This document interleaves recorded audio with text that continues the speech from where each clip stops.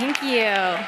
Thank you. Thank you guys so much for having me. I got to tell you, I've been in a lot of places, but this is one that I've always wanted to be in, and I have to tell you, at 25 years old, I'm not too far away from where you guys are. Just graduated about 3 years ago, so I know what it feels like to be in college. You know, I went to UNLV, so slightly different than Liberty University in Las Vegas, Nevada, but hey, thank you guys so much for having me. I'm truly, truly honored to be here. And boy, what a year it's been, right? You know, as Charles Dickens once wrote, it truly is the best of times and the worst of times here in the United States of America. Got a lot of work to do to make America great again, but we're well on our way, I promise you, we are. You know, and if you ever start to feel otherwise, I want you to remind yourselves of three very important things. Number one, you live in the greatest nation on the face of the earth. Number two, Donald J. Trump is your president. And I see your Trump shirt, sir. In the Trump shirt, I see you. That was a good choice today. So let's go through those again. Number one, we live in the greatest nation on the face of the earth. Number two, Donald J. Trump is our president. And number three, guys, this one is very important, so I want to hear you scream for this one. Hillary Rodham, email deleting, Benghazi lying, sham foundation, crooked Clinton is not.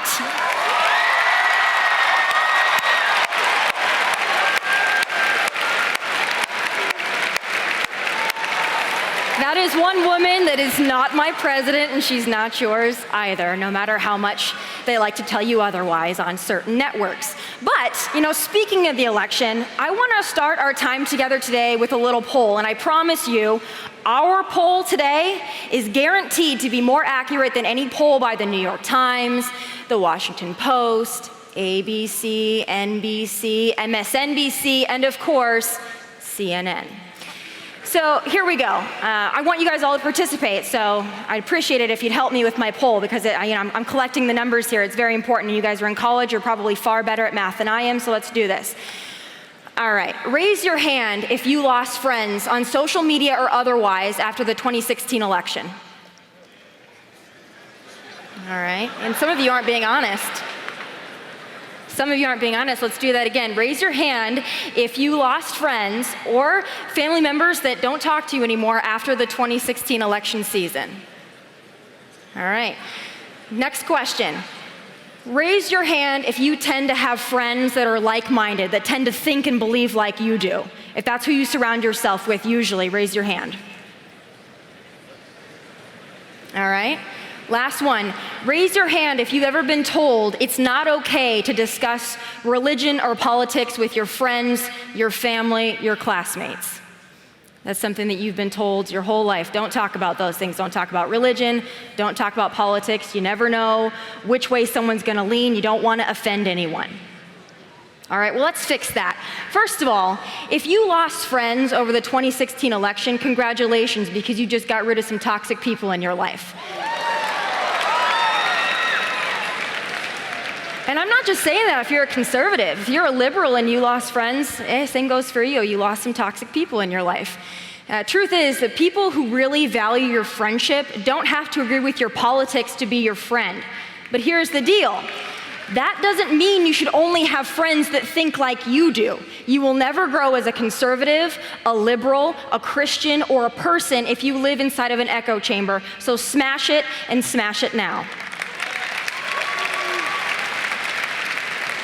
And whoever told you not to discuss religion or politics gave you some bad advice, and here's why. Your faith, your political beliefs, and the way in which you see the world are important pieces of who you are. Don't hide them, don't sugarcoat them, and please, for the love of God, do not change them to fit in or be accepted. Never do that. See, being taught to avoid talking about politics and religion has led to a lack of understanding of politics and religion. What we should be taught is how to have a civil conversation about a difficult topic. And today I'm going to give you the tools to do just that. You can call it my final thoughts for Liberty University. Now, I think you know this, but I'm a conservative and I'm also a Trump supporter. So I'm going to attack this lesson from that viewpoint. So here we go, let's have some fun. Let's start with free speech, shall we? I like it. Who appreciates free speech in this room?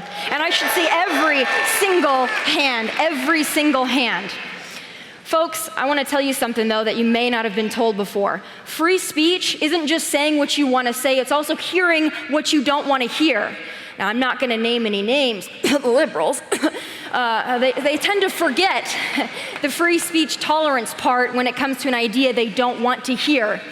Well, lucky for you guys, you're already on the most strategic battlefield fighting for free speech, and that's right, that's college campuses. And I have a feeling yours is a little different, but you're still on a college campus. And you have friends that probably go to other universities, so this is very important. See, some universities have adopted free speech zones.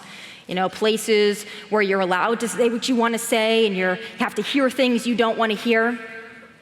Well, here's a constitution and a geography lesson for these censorship warriors. The United States of America, yeah, that's our free speech zone, so get used to it. We need to stop reinforcing the idea that words hurt, and the worst thing that can happen to you is your feelings are hurt. Wrong.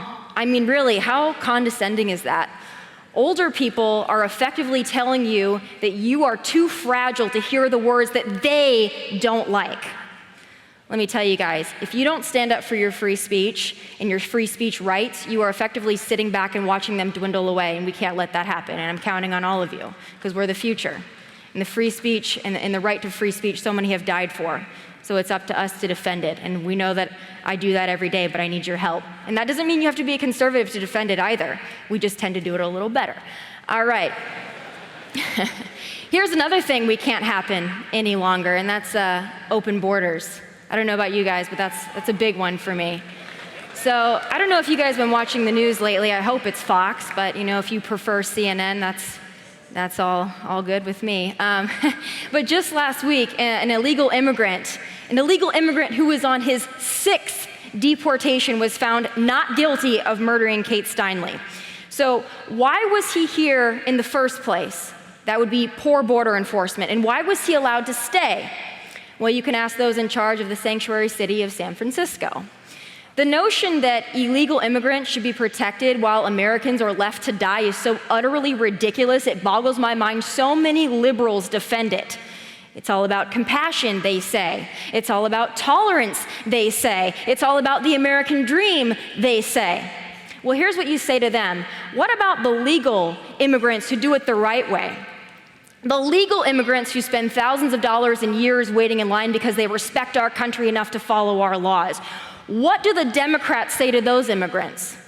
Illegal immigration, DACA, and sanctuary cities are a giant kick in the face to Americans and legal immigrants. And that's why I say, loudly and proudly, and I know the one in the Trump shirt is going to say it with me, build that wall.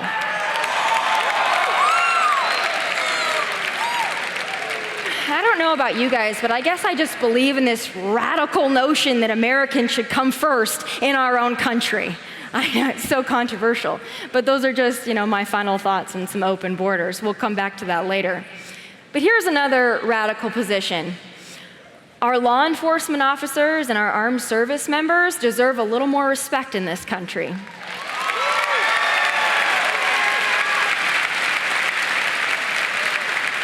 Now, the fact that it needs to be said and the fact that it's controversial to say it is so unbelievably sad.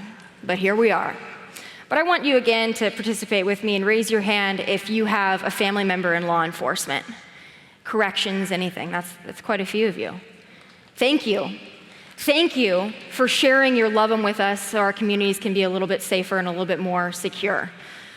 Now, I know this is, again, another controversial position, but I've never shied away from those, as many of you well know. For those out there that still believe our police officers risk their lives every single day and put a target on their backs for an average salary of $50,000 a year just to satisfy some pent-up racism, I've got news for you, you're wrong. Show some respect, and that goes for our brave men and women in the armed forces as well. Now, raise your hand if you've got a family member serving in the armed forces, or a friend. Yeah, they're fighting the evil that some pretend doesn't exist, and they're doing it so that we can sit in this very room. Like I said, they fight the evil, some, and mostly on the left, pretend doesn't exist, and they do it so we can sit over here in the greatest nation on the face of the earth and watch spoiled athletes take a knee for our national anthem, and what a load of crap that is.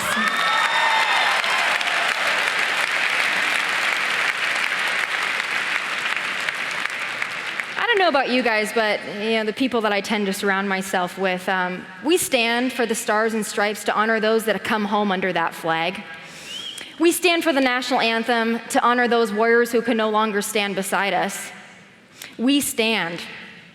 Now, the likes of Colin Kaepernick, they have the right to kneel. Don't get me wrong, they absolutely do. That's a free speech that he's exercising. It's the free speech that I'm exercising, but that also means that I have every right to shred him for it. Now, the liberals, they tend to forget that part.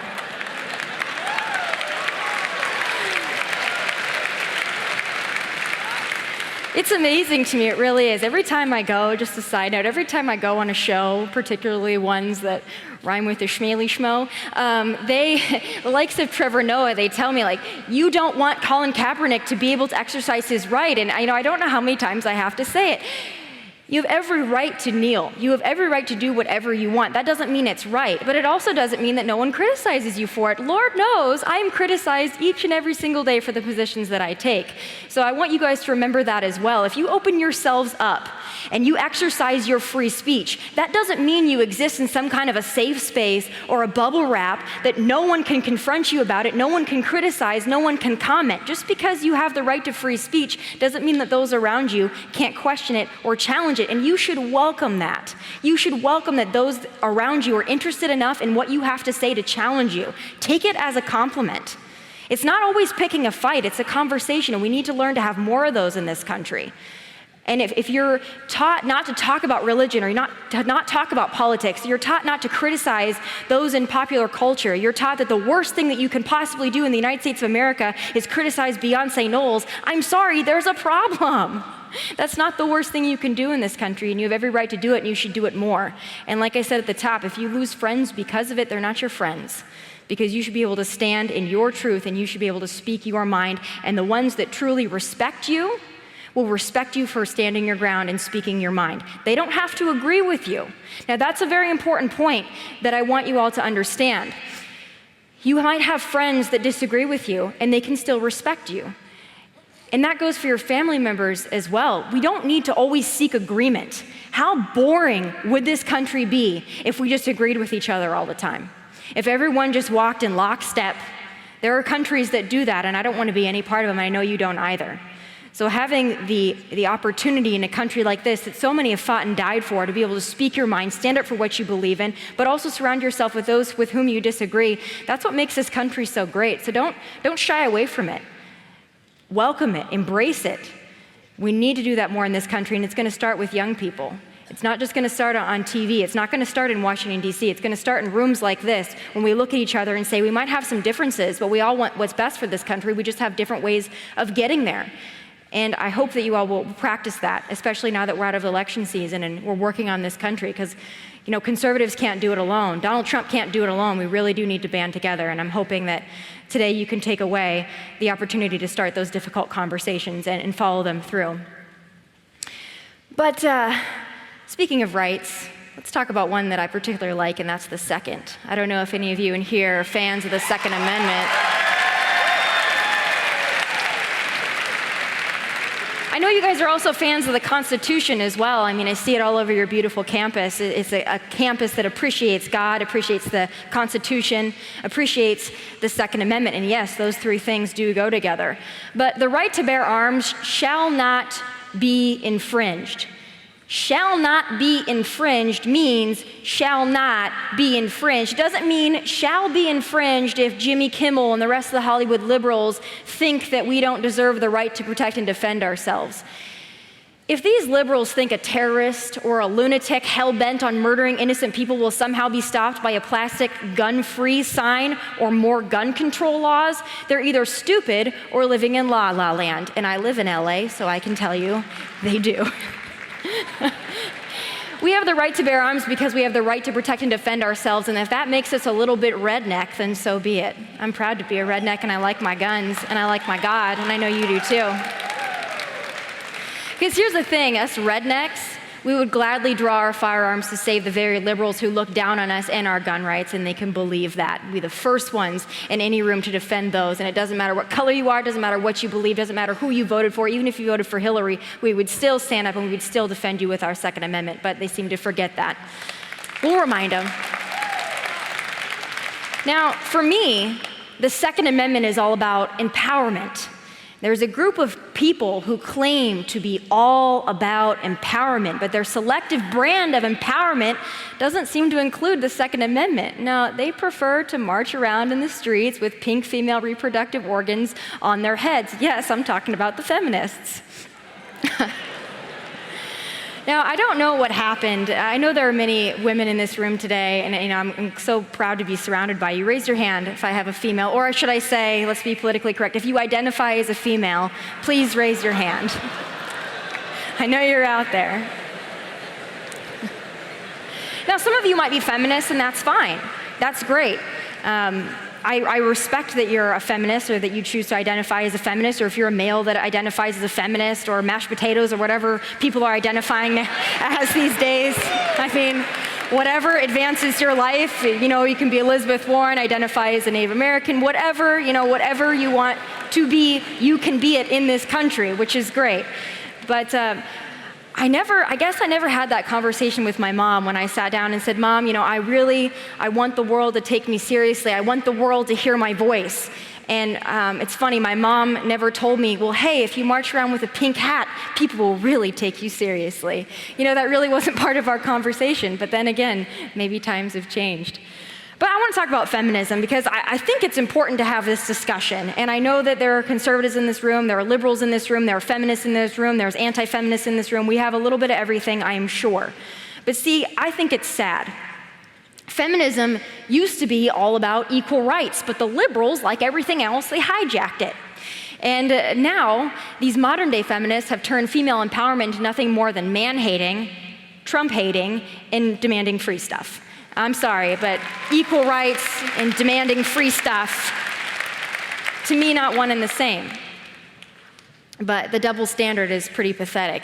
I want you guys to think about this, because we all live in this age of pop culture, and I'm sure that even though a lot of it tends to be certainly left-leaning, we still appreciate pop culture. We probably still watch the Kardashians or the Real Housewives of wherever. So yeah, there are a couple in here. I think that was the guy in the Trump shirt. No, I'm just kidding. But can you guys imagine if Kellyanne Conway, Hope Hicks, Sarah Sanders, Ivanka, or Melania Trump were Democrats?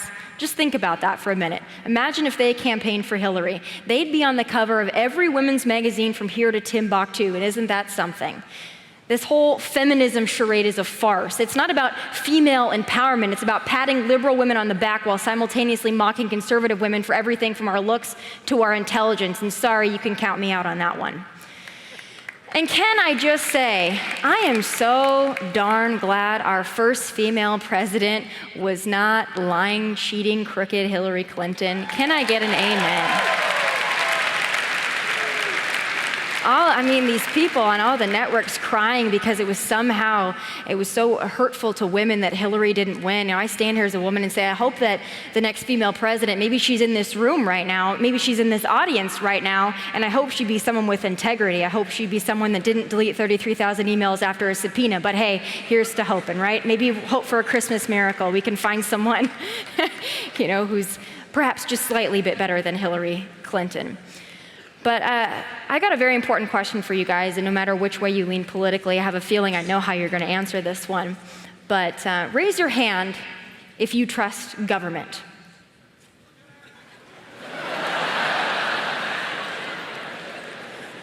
There's got to be one. There's got to be one that wants to do it just for a laugh. Okay, so you guys, there are a couple of folks there that trust government, and I think you're wearing a Donald Trump hat, so you trust Donald Trump. There's a difference. But none of you are raising your hands when I ask you if you trust government. So if you don't trust government, why the hell would you vote to make it bigger? Why?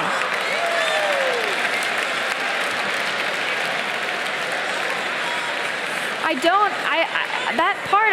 don't get. It's like I don't trust government, And there are some folks on the left that say, I don't trust government and I don't trust police, but I want them to take our guns and I want to give them more power. I don't understand it. That's why I sit here as a limited government conservative. But every time you're in a spirited discussion with your favorite Bernie Sanders supporter, I want you to ask them that question, because it will get them every single time. They won't even know that they're walking into it. Just ask them, do you trust government? Because these people are so funny to me, these Bernie Sanders supporters. Besides the fact that sometimes they don't bathe, beyond that, they tell me like, oh, the man, bring down the man, bring down, the 1%, bring down the billionaires, that's what they want. And then they say, but we just want to make government a little bit bigger, as if those in government are not profiting off of government. It's amazing to me they don't understand it. And then they're sitting there ordering their Communist Manifesto on Amazon Prime, which is, an invention of free market capitalism. They just don't understand it. They go to their Occupy marches and then they order an Uber to leave, and they just don't understand that that is all because of capitalism in the free marketplace. But I want you to remind them of that, because maybe we can convert some Bernie supporters. I think he might run again. And I don't think Hillary is going to steal it from him this time, so we might end up with Bernie as a president if we do not pay attention and start educating our Bernie Sanders supporting friends. But they're well-intentioned, they're good people. They really do want what's best for this country. They just have a math problem. I always call him Bernie Sanders carry the one, because his math just never quite worked out. But poor Bernie, it's okay. Limited government is an idea most Americans can get behind, but the problem is we've got these socialist apologists out there spreading this false utopian dream of free things for all. But let me tell you, there's no such thing as free. It's not free if your neighbor pays for it. So it's just like free college, we all need, everything should be free.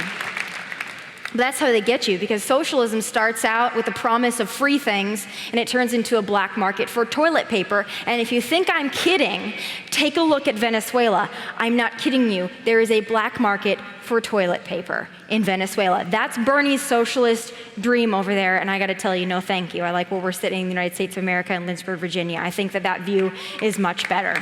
And this view is much better. Now, I told you at the start I was going to teach you about how to talk about religion and politics, and we've covered politics. I do that every day. But in closing, I want to talk about God. Yes, God. I know in some circles that's a no-no. Well, I have a feeling not here. It's by God's grace we're all here in this room, in this state, in this country, living in the greatest nation on the face of the earth, and that's a nation under God, indivisible, with liberty and justice for all.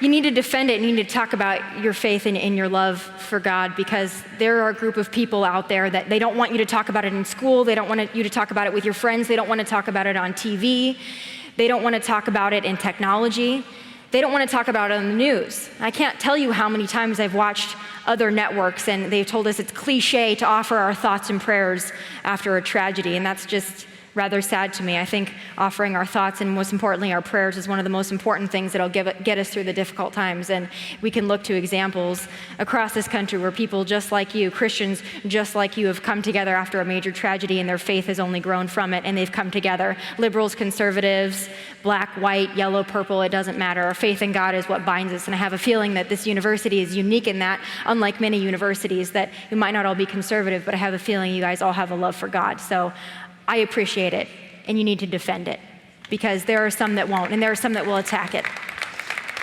So you need to be the ones out there on the front lines of this whole thing.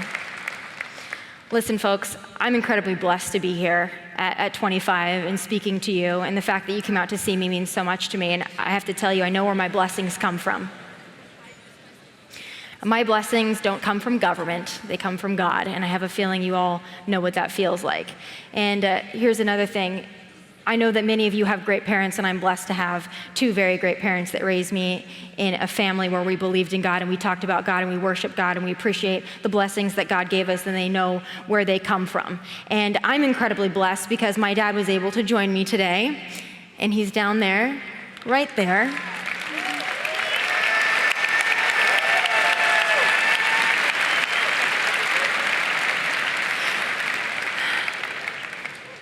I gotta tell you, and I know I'm running out of time, but I have to tell you this because it's so important. I went through a rather difficult time probably 5 months ago, and it seemed like the world was closing in, and I didn't know, like, why me? Why is this happening? And it seemed like everything was taken away from me, and it's just, I was going through a mess and a battle.